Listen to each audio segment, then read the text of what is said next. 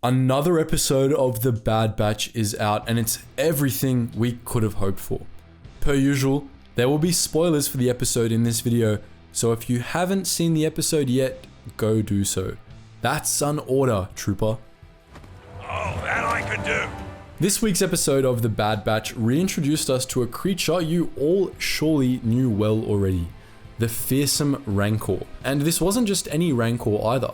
This was a Rancor belonging to Jabba the Hutt. This Muchi was one of many Rancors taken by the Hutts and other crime lords as so-called pets, as the creatures were feared across the galaxy. The reason for this is pretty obvious.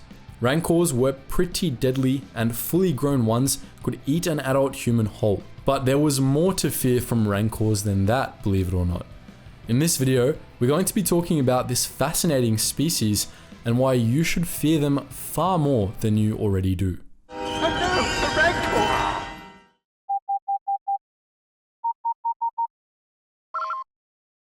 Attention, Sergeant on deck! Rancors were a species of reptomammals native to Dathomir. Yes, you heard that right. These terrifying beasts shared a home with the Night Sisters. These matriarchal creatures were among the fiercest of the predators that stalked Dathomir's eerie jungles, feared by the lesser beasts that inhabited that cursed planet. It's unknown if the Rancors had any natural predators, or if the outsiders who often hunted them for sport were the only beings that dared to challenge the greatest beasts of Dathomir. It would probably not surprise you to learn that Rancors were incredibly deadly creatures. Rancors had mouths full of razor-sharp teeth and claws to match, though they would often forego the use of either, instead swallowing entire beings whole. Their eyes were sharp, especially in darkness, and their hide was legendarily thick, capable of repulsing even the strongest blaster bolts. Hunters seeking Rancor trophies often had to resort to unorthodox tactics to kill their prey, like tossing grenades into their mouths as they roared. But Rancors had one other trait that you probably never knew about.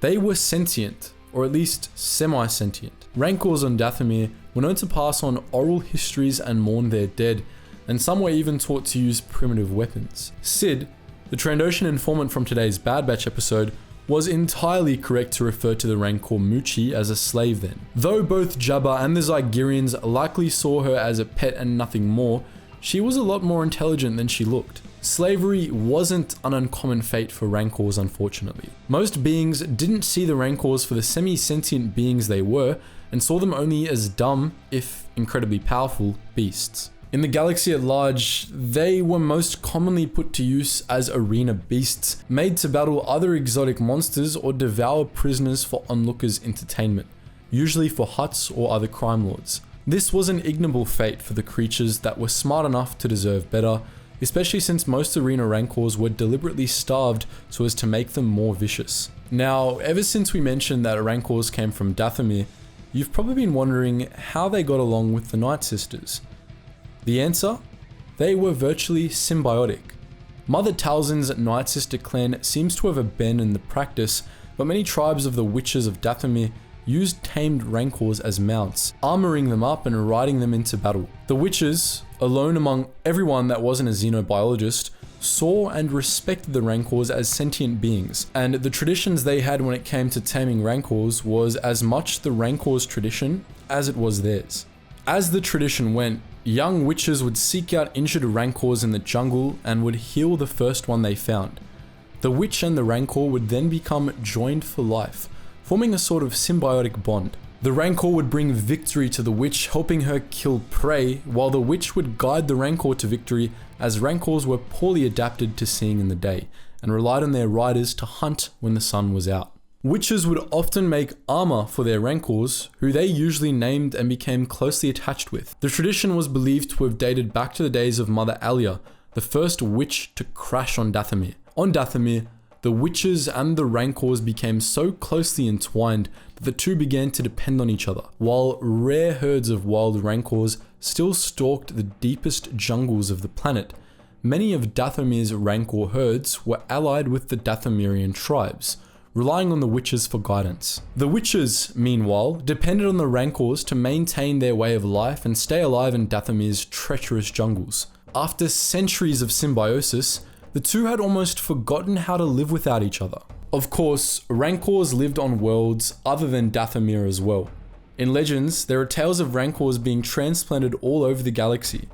This trend actually started with the Rakata of the Infinite Empire. The Rakata's early enemies, the Kwa, were actually native to Dathomir, and the planet was attacked by the bloodthirsty conquerors in a bid to finish the Kwa off. While on Dathomir, the Rakata discovered the Rancors and became fascinated with the beasts, who they admired for their sheer power. Like many beings that would follow them, the Rakata didn't pick up on the Rancors' semi-sentience and only saw how terrifying they could be when angered.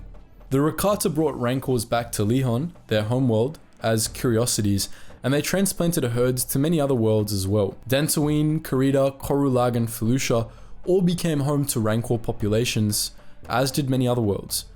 Many spacefaring species actually ended up discovering Rancors before they discovered their homeworld, as Dathomir was much more remote than most of the planets the Rakata had transplanted Rancors to. On most former Rakatan colonies, Rancor populations remained small. However, on Lehon, they ended up being a dominant species, and herds of the beasts continued to roam the planet long after the last of the native Rakata had perished. Now, the Rakata are currently relegated only to legends, but in canon, many other species took Rancor from their native environment. In both legends and canon, many crime lords took Rancors as pets, as we mentioned earlier, and they became something of a status symbol in the galaxy underworld. Nobody wanted to mess with the Rancor unless an even more vicious predator was on hand, and many crime lords found that even the threat of throwing someone to a Rancor was often enough to get what they wanted out of someone. Those crime lords that couldn't afford actual Rancors to keep as pets often settled for buying Rancor heads taken in trophy hunts, or even clothing made from Rancor hide. Of course, we can't talk about Rancors without mentioning the most well-known Rancors of all, the ones belonging to Jabba the Hutt. Muchi, the Rancor we saw in the Bad Batch, wasn't actually the same Rancor we got to see Luke Skywalker kill in Return of the Jedi. Unless this gets retconned, which in fairness it might, that Rancor was a different beast named Patissa, who Jabba took ownership of in around 32 BBY. Since we don't know anything about Muchi's story, we're going to talk about Patissa instead, but we have a feeling they might be retconned into being the same Rancor anyway, so the difference may not matter. Bib Fortuna gave Patissa to Jabba as a birthday gift, for which the delighted Hutt made Fortuna his majordomo. In Legends, the Rancor actually ended up on Tatooine by accident, as the freighter that had been carrying him crashed into the Dune Sea. Local Jawa tribes informed Fortuna and another of Jabba's servants, Bidlo Queve, who brought the Rancor to Jabba together. Fortuna was the only one to be rewarded for this, however. Queve was instead fed to the Rancor. In time, Jabba hired a dedicated keeper to take care of Patissa for him, Malakili, a man he recruited from the Circus Horrificus. Malakili became quite close with the Rancor. Indeed, the pair developed a strong bond not unlike those the witches of Dathomir forged with their Rancors. Malakili enjoyed pitting Patissa against other dangerous beasts, much to Jabba's enjoyment, though the Hutt usually preferred to watch the Rancor devour his enemies instead. Jabba was quite fond of Patissa, though in Legends, he was starting to become bored with him around the time of his death. As the story goes, Jabba wanted a Krayt dragon to replace the Rancor and planned to pit the two beasts against each other in what would be the Rancor's final fight. Malakili was horrified to hear this and planned to defect to Lady Valyrian, Jabba's rival, over it. He planned to take Patissa with him. These plans were dashed, however, when the Rancor was killed by Luke Skywalker. Jabba perished soon afterwards, leaving the devastated Malakili out on his own. So, that's our look at Rancors, the fearsome creatures that we got a glimpse of in this week's Bad Batch episode. But what do you think? Are you excited to see where the Bad Batch goes next? Let us know your thoughts and more in the comment section below. And as always guys, thank you so much for watching, and I hope to see you in the next video.